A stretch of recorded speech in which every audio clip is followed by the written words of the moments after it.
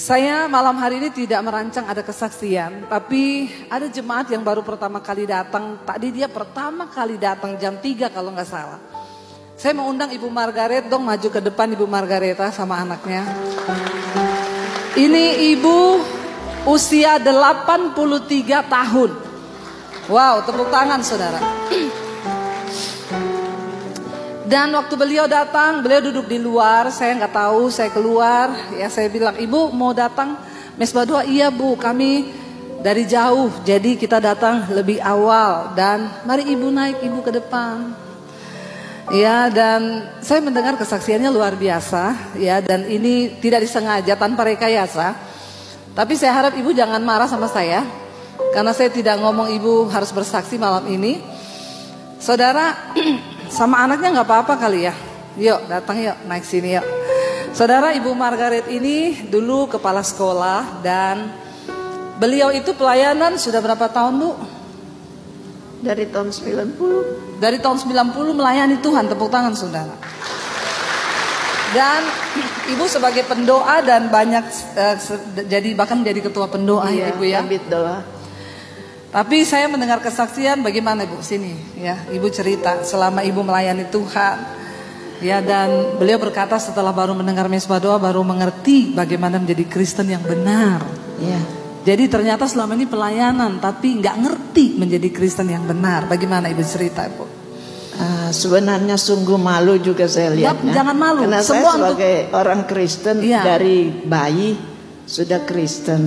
Saya dari Manado Tuhan. Jadi saya nikah dengan orang Manado juga, tapi sudah dipanggil Bapak di surga.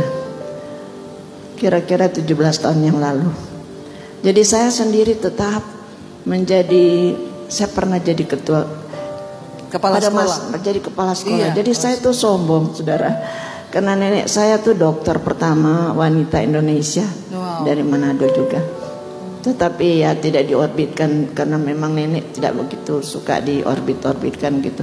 Dan saya tidak suka dengan nenek itu karena banyak peraturan seperti negeri Belanda. Jadi harus begini, tidak boleh begini, tidak boleh begitu, semua tidak boleh.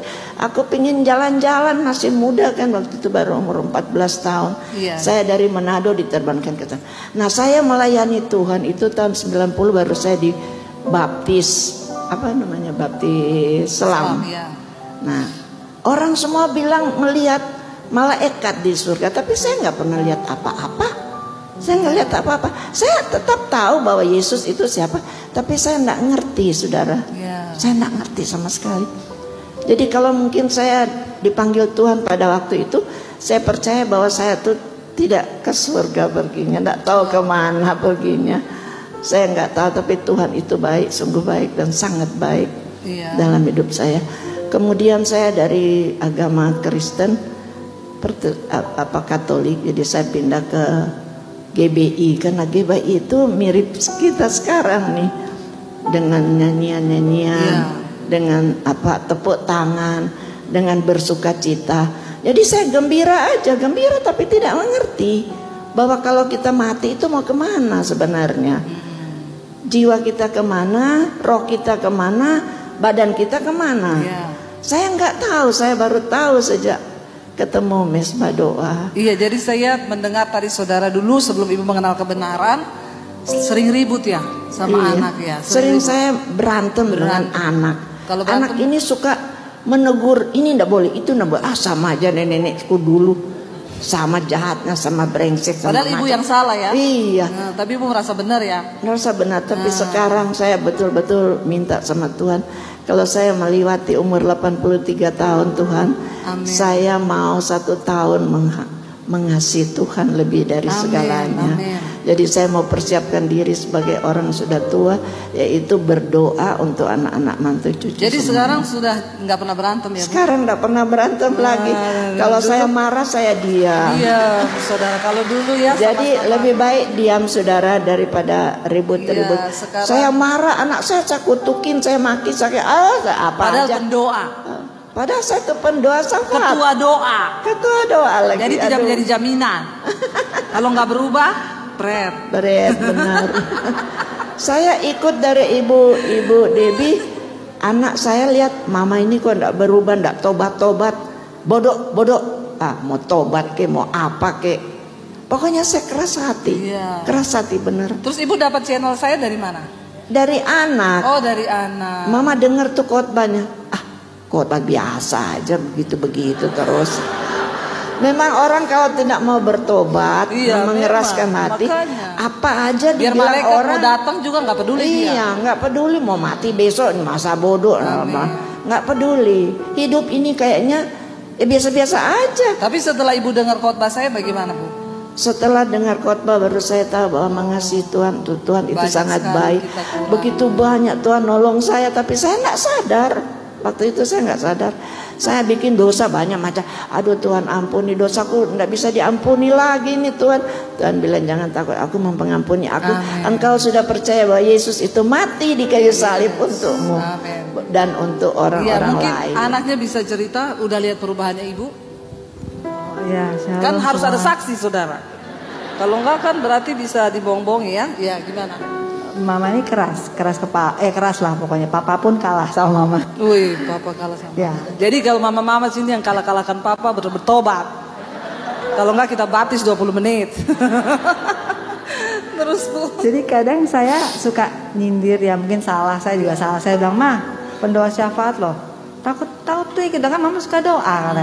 Saya sering sindir begitu. Sebenarnya nggak boleh, tapi kadang kata teman saya, "Coba lu." Saya suruh ngomongnya lebih baik. Saya nggak bisa. Saya bilang kalau dia ini saya kadang keras. Terus teman saya kasih link. Coba dengar dari Basir deh. Kan diajarin Alkitab. Jadi dituntun ya, Alkitab itu dituntun baca gini. Saya coba. Aduh jadi harusnya ini buat saya, bukan buat mama saya. Tapi saya bilang, "Ma, denger deh." Habis daripada saya dengar sendiri kan berdua. Lama-lama mama saya lebih sering dengar daripada saya. Dia nggak pernah lewat, nggak mau lewat sama sekali. Tapi ibu melihat perubahannya dong. Perubahan. Ini dari bulan Maret ya, saya ingat saya Februari atau Maret saya berapa bulan. Aduh, pada bertahun-tahun jadi pendoa syafaat seperti ini. Hampir 25 tahun lebih lah. Tahun 95-an lah. Mulai melayani. Ya puji Tuhan, terima kasih. Terima kasih, tepuk tangan buat Tuhan Yesus yang dahsyat. Terima kasih Ibu, ya luar biasa. Umur 83 baru ulang tahun kemarin tanggal 11 ya Bu. Haleluya. Jadi ini hadiah ulang tahun Ibu ya. Ibu bersaksi bagi jemaat Mesbah Doa. Saudara, ya saya mengucap syukur, kita semua mengucap syukur tentunya ya karena kebaikan Tuhan. Jadi tadi anaknya itu sempat bilang sama saya, "Maaf lah Bu, bukan apa-apa ya. Saya bersyukur ada pandemi."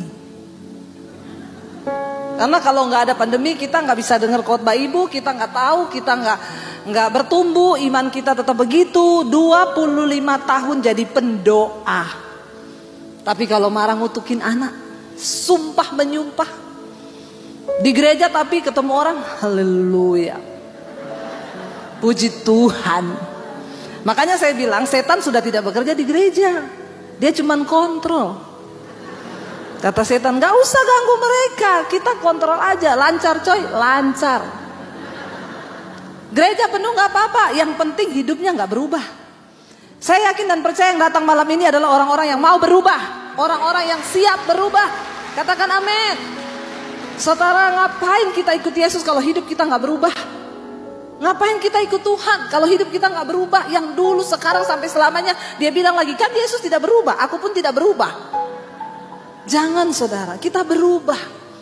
Ya, kita harus berubah.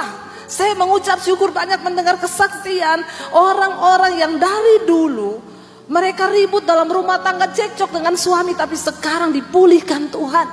Sekarang ikut mesbah doa bergandeng tangan. Kalau dalam mendengarkan kesaksian yang dikirim, saya juga bersyukur ada pandemi. Siapa yang bersyukur ada pandemi?